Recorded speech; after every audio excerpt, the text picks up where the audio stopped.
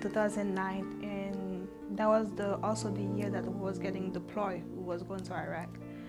And you know, it's really hard being a soldier and being a wife also. And my husband got injured.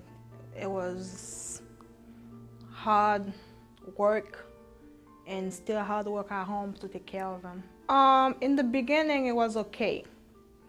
It was okay in the beginning. It was really good, great, until, you know, we start getting ready to deploy, and we don't have time for family when we getting ready. We always, you know, on the road, we always doing missions, we always doing training, so we don't have time to take care of kids or husband or anybody. And when I deploy, I stayed there for like 12 months, and I guess we grew apart. When I came back, I had the divorce paper waiting for me to sign. I couldn't save my marriage. It was over.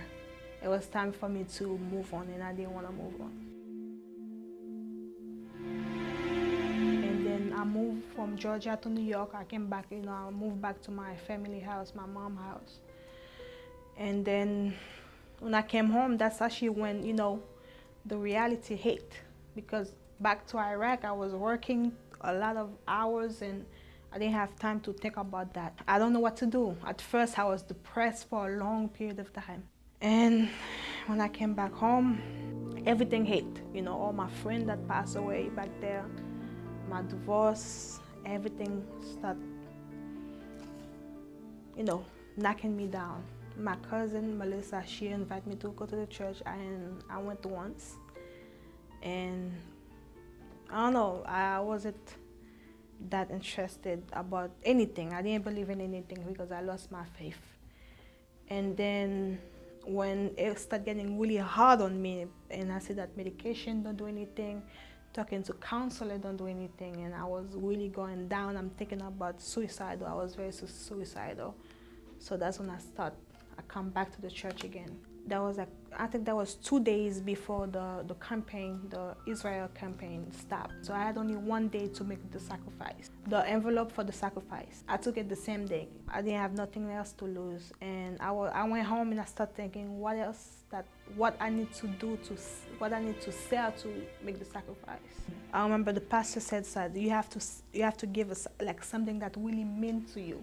Because it was really hard for me. It was really painful. Trust in God, He listens to your prayers. Oh, never doubt, but trust. After the sacrifice, it was probably 1 or 2 weeks right after that. Like, once out of blue like that, my husband or my ex-husband emailed me. We start email each other, and then from the email, we start calling. And then one day he decided to move to New York, from Georgia to New York. And after that, when he moved to New York, we make an arrangement, and then we get married. This is the old marriage. This is the divorce. We got separate, divorce all the way. And this is the new marriage. It's way better. It's way better because actually God brings us together. The sacrifice work, prayers, God really exists.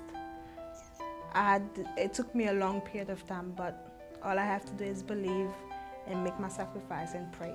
There's a lot of things that happened through the campaign. I would not make it by myself, and any counselor couldn't help me, but God did.